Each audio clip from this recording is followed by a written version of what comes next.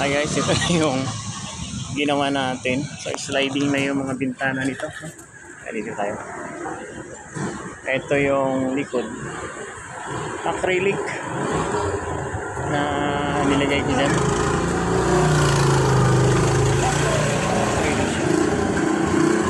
Ayan. Ito yung kinalabasan ng ginawa natin guys. Ayan. Acrylic.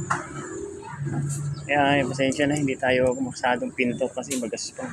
Problema yung compressor ko ay maliit, pero ito sliding na to siya. Ayan yun. So hindi na mababasa. Hello po, magandang hapon, magandang araw sa inyong lahat. May bagong project po tayo ngayon at ito nga po yung chariot ang tawag nito o 175cc na Rusi. Chariot ang pangalan, so wala na yung tatak dyan. Ang gusto kasi na may-ari guys, lalagyan ng plain sheet na steel plate na bubong.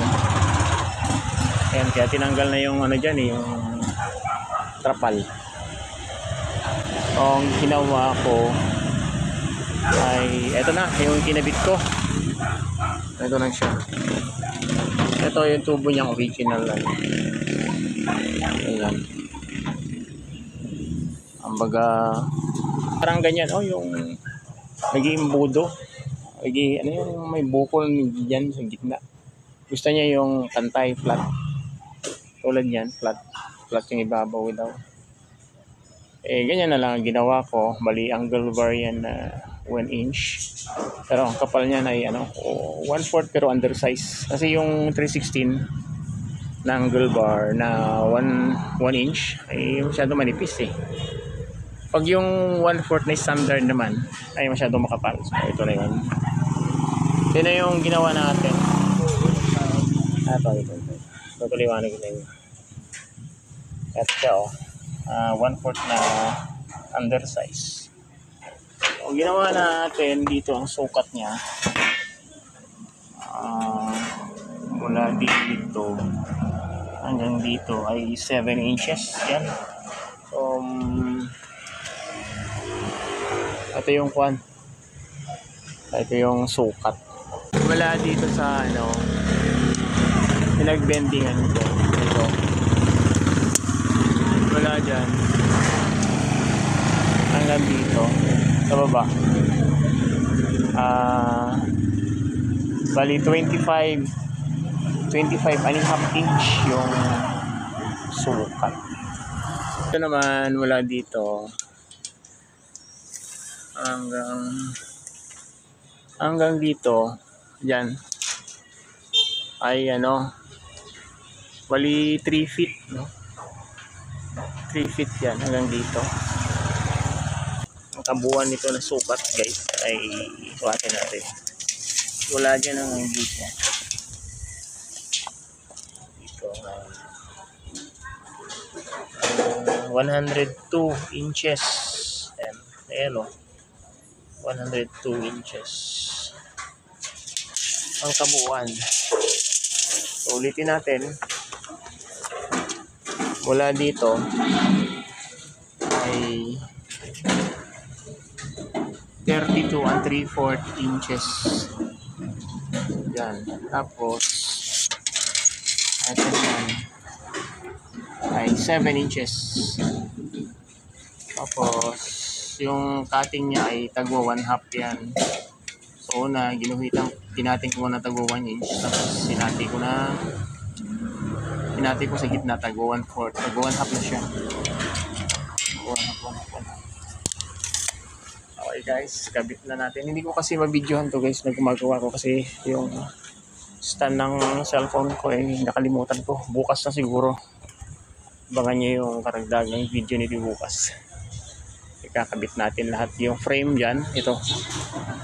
Para bukas i-welding ko. So nire-rebit ko lang muna. Dito, tsaka dito. Dito.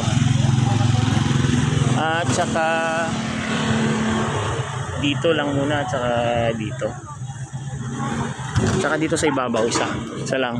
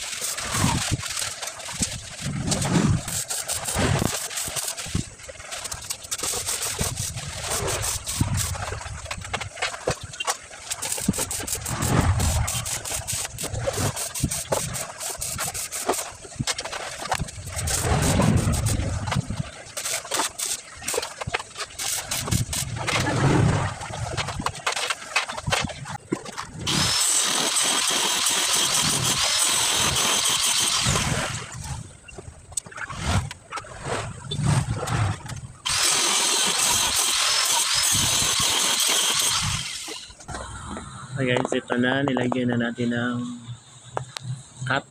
Kinat natin yung bandol. At rin, tinabasan natin ito. O, ilalagay natin ito. Ilalagay natin itong frame. Ilalagay natin dito. Yan. Sa kabila din.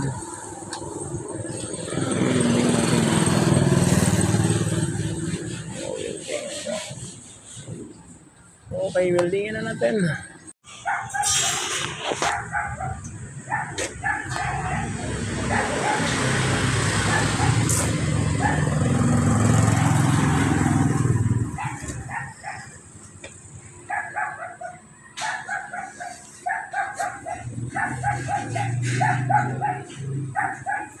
Lagyan na natin ng matop. Ito yung rubber, nilagyan na lang sa ibabaw kasi yung rubber kasi luma yan. Inipit na lang siya dahil lumulundo-lundo, maalon-alon luma na kasi yung rubber para maipit siya. Kasi kung dito sa ilalim, hindi pwede kasi pangit yung rubber natin. Tiyakyat na natin yung blend sheet.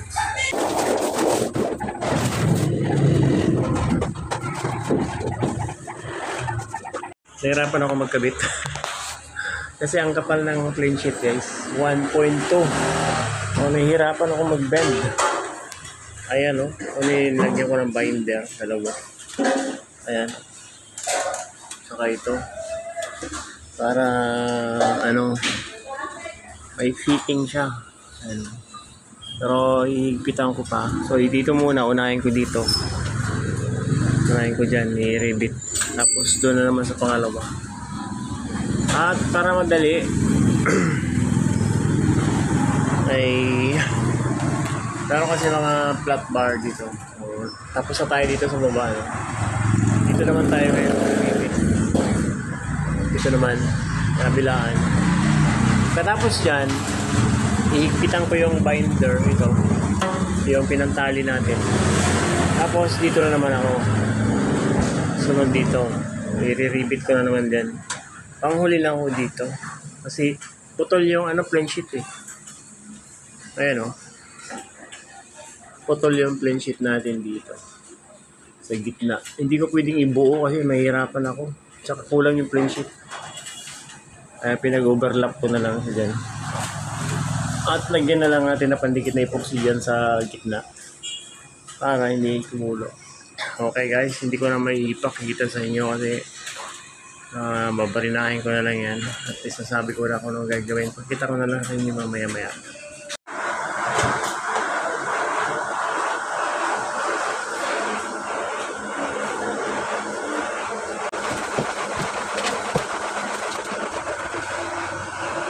Ito, umildingan dito. Lahat kasi ito yung pinaka-building ko. Portion yan. Tapos, lahat na. Ito, kabilaan. At ito naman.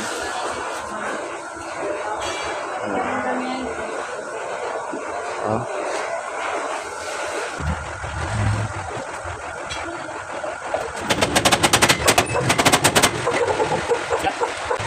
Oh, yeah.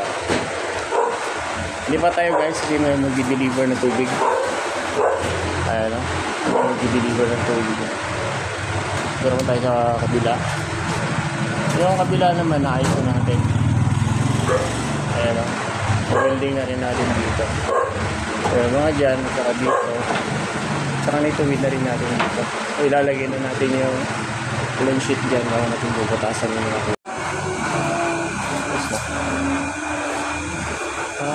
tapos na. Ilagay natin.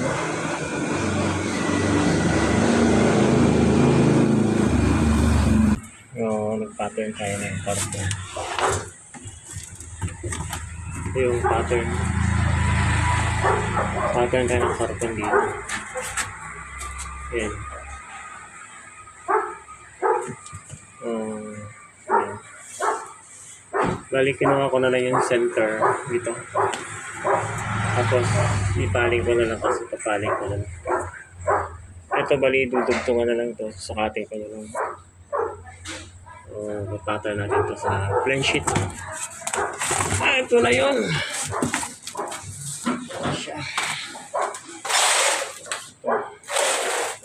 Ito na yun. Pattern natin. Dali maiksi ito. Kung alang ginugtungan na natin. Kabila naman. Ito naman. Yung working dito. Oy, sa kabila natin.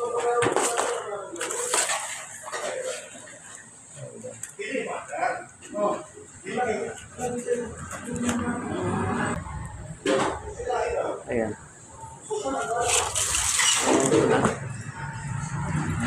Pupuwasan natin dito ng konti.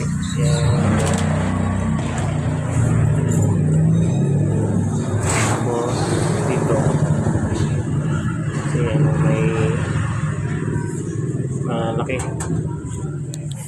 Pupuwasan na natin.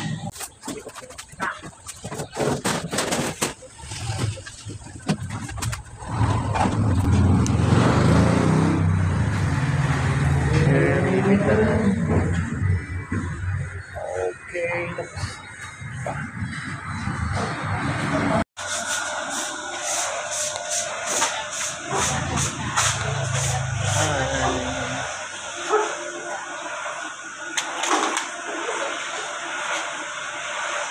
so dito, lagyan natin ng pintuan.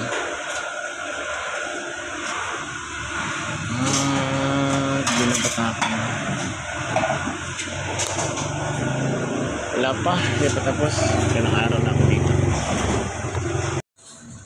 Nalagyan na natin ng frame dito.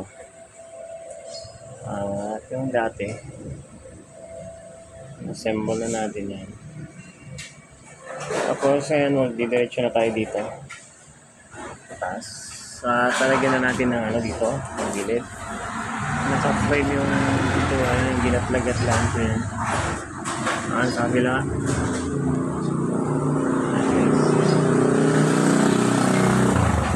Pero ito, dudugtungan natin ito naman. Kasi sample ko lang kasi yan eh. Dudugtungan naman dito. Ito, dudugtungan na yung dyan. Ikakabit ko to.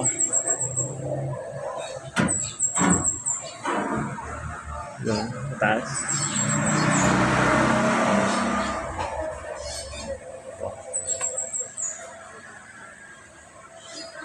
Kasi dito ang bukasan yan, napunta rito.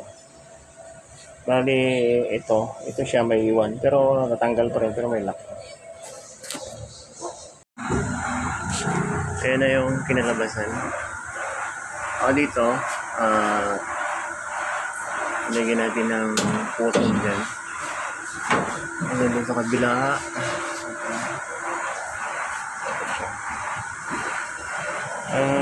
Dito kasi may mga lock dito siya dito. So, na-stay siya. Dito meron din lock doon. Ito na lang. Yan, nabubuksan na ganyan. At ganyan siya. Hindi pa tapos na welding. Tapos ito rin. Nabubuksan din to.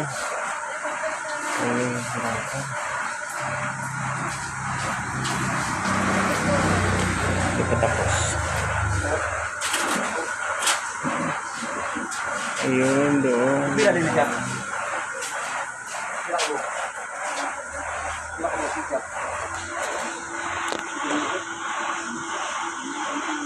Upuan na to guys. Ito. Maiksi. Maliit. Pag umupo ka, ito, yung puwet mo malalaglag dito. Kung gagawin natin ito, iusad dito. Ito, itong side na to, i-align yan. Tulad ng ginawa ko dito sa kabila. Tapos sa itong kabila, pakita ko na. Ayan na, nandito na siya. Ito kasi yung original na frame niya dito. Dito. So, ito malayo, no? Malayo. Ito na musad na. Kaya, dito kasi, ito kasi nandito sa bandang itaas yun, Ayan. Binend ko doon. Ganyan ko ng spacer mangle bar. Pero pag mupo ka, ay salong-salo yung puwet. Ito kasi, ganyan kasi ito ang nangyari, tinanggal ko to. Tinatingan ko dito sa baba. Tapos para may tupi ko. Ayan lang. Tulad nito. Tinatingan ko dito sa ilalim. Grinder. Tapos tinupi ko ganyan. Pinakatupi na yan. Tapos putol ako ng angle bar na diuno. Ito. Sakto dyan. Pinutol ko. Tapos dinikit ko ganyan. Yung building. Kaya yan na yan guys. Kaya umadjust sa dito. Okay guys. Ito na yung style kung paano i-adjust. Kasi pag umupo ka dito, nalalaglag yung puwet mo Lalo na pag tumalon, nalubak sa hams. Ito kasi hindi kasi maganda pagkagawa nito. Ayan. Bali ito, pinutol ko dito. Baga. Ito siya, nandito siya. Nakakabit dito. Tingnan yun sa kabila. Ayan di ba nakakabit yan? Pinutol ko dito. Tapos, naputol ko yan, nakakabit siya dyan. Yun nga, yung i-bend na natin ito. Kinating ko dito sa bandang ilalim. Sabi kasi na may-ari, papalakihan daw ko Sabi ko, hindi na. Kasi mahihirapan ako Nagagawa na naman ng panibagong ganito. Na-adjust ko na lang. Yung bracket. Dito, yung hinges.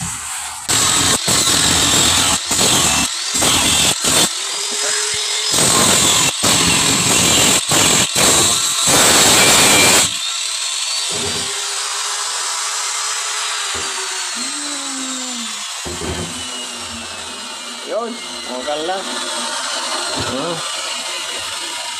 Ayan tanggal. Bilangan. So,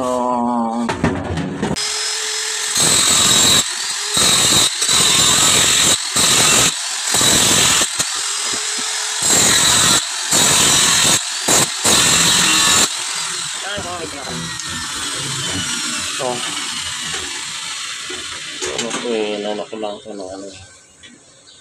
pero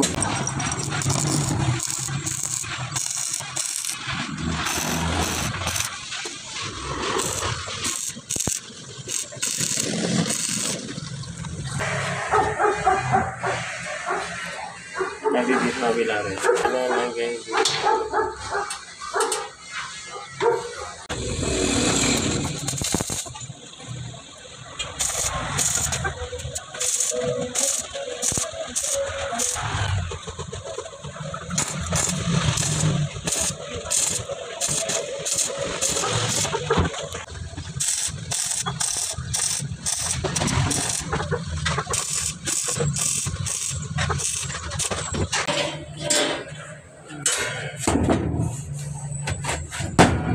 kalahati dito.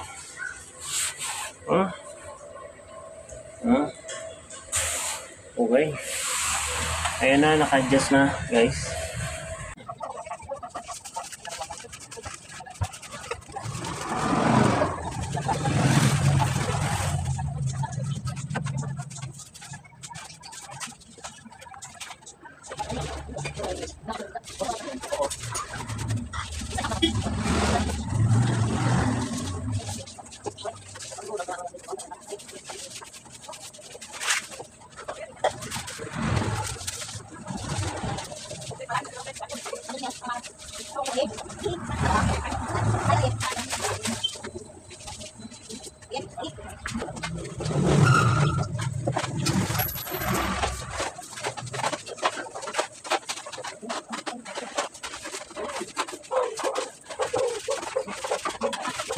Hi guys, tapos na napinturahan pero hindi ganun kaganda.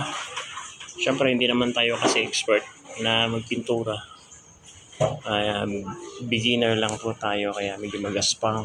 Tapos kasi yung compressor ko maliit kasi yun.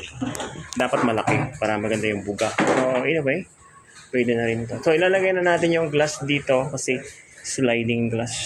Pero acrylic. Mamaya hindi siya glass na totoo, plastic siyang acrylic.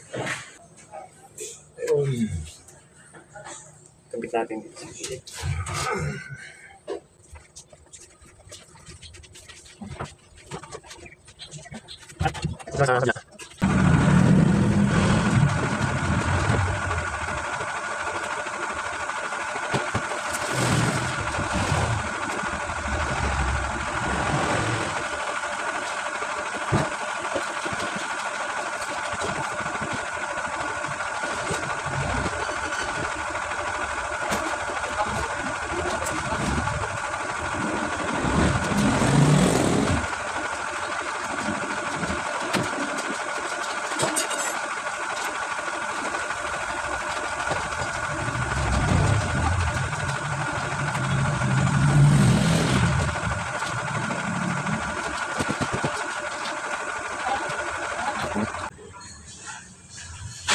Dito may double adhesive dito sa ilalim.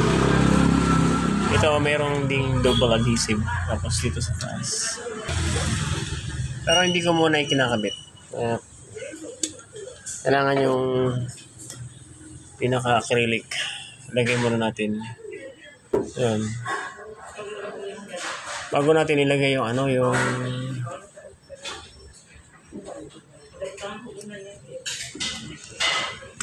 acrylic. Yung acrylic mo nakalagay na. Dalawa yan. Kasi nakikita eh. Bago natin ilagay yung ito. Masikip. Kailangan putulan pa to. Putulan pa siya. Putulan natin yung yung acrylic.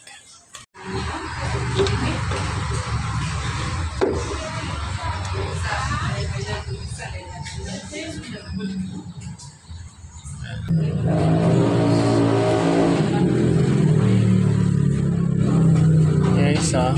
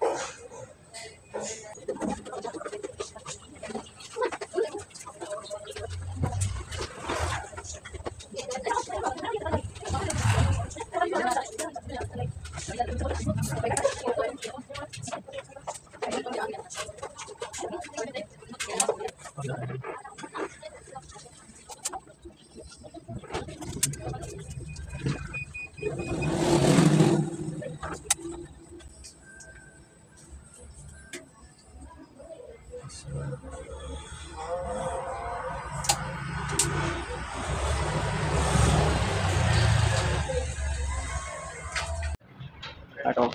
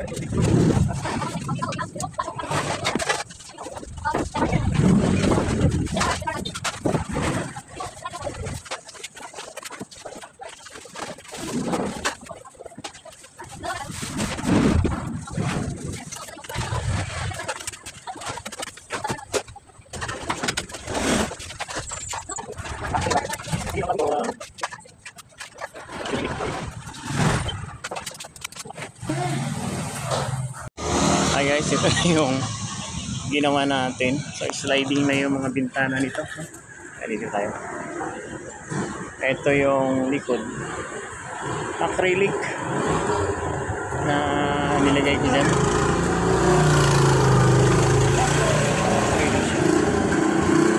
Ayan.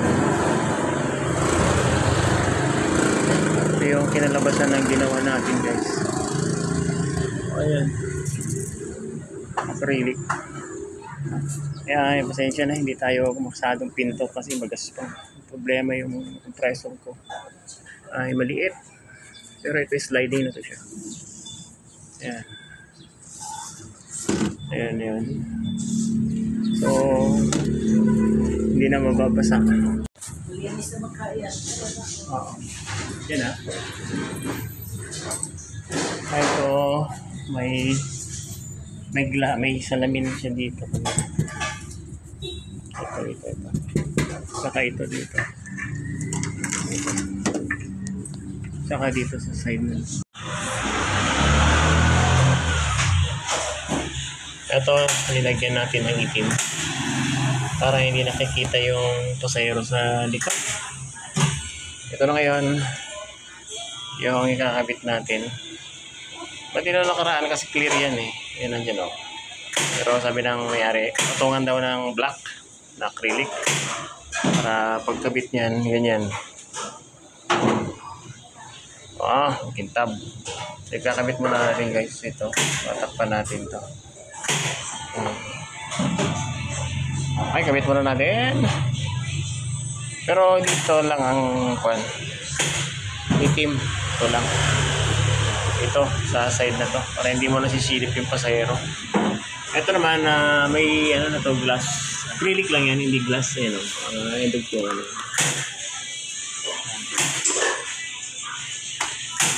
Ito.